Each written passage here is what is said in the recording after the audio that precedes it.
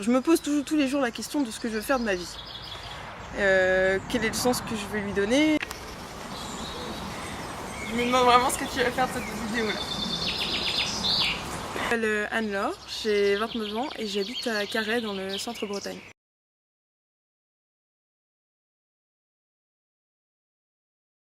Âme de Bretagne, c'est la Bretagne racontée par les gens qui y vivent ou qui y sont attachés.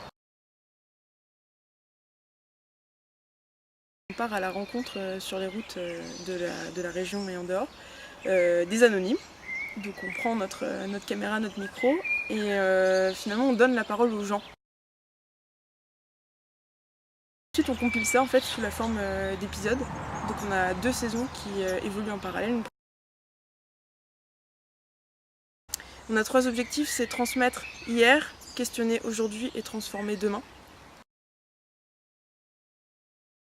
On n'est pas un livre d'histoire, on n'est pas une grammaire de la langue bretonne, on ne prétend pas avoir la science infuse et donner de la connaissance.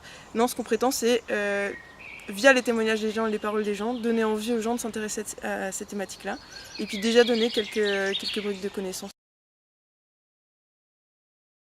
Alors sur la première saison, on a des interviewés de 3 ou 4 ans à 83 ou 84 ans.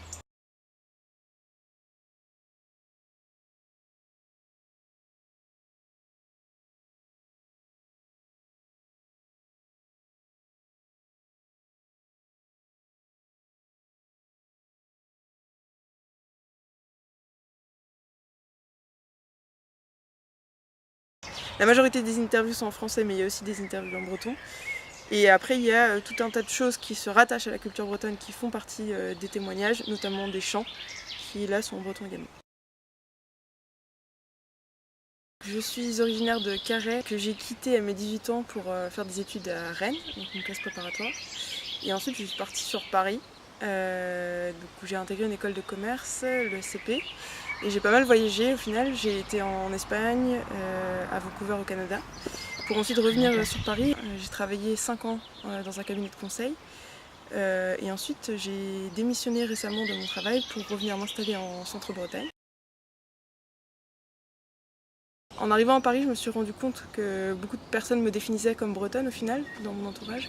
Donc je me suis posé la question de ce que ça voulait dire. Donc j'ai un peu creusé, je me suis rendu compte que je ne savais pas parler breton, que je ne connaissais pas l'histoire de la Bretagne, etc. Et donc je me suis dit qu'en fait on avait une culture assez forte en Bretagne, qu'on utilisait et qu'on déclinait en termes aussi même marketing. Je crois que c'était quelque chose qui était vraiment une richesse pour le territoire et finalement qui reposait peut-être un petit peu sur des sables mouvants parce que quand moi je questionnais qu'est-ce qu'être bretonne, j'avais du mal à trouver au final des réponses. Et j'avais vraiment une envie de redonner en échange entre guillemets de ce que j'avais eu l'impression qu'on m'avait donné et de faire quelque chose d'utile en fait pour le territoire. Qu'est-ce qu'on peut faire?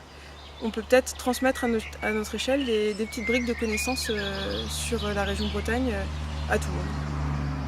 Au final, c'est ça. Et alors, ça fait quoi d'être celle qui est interviewée? Je déteste ça.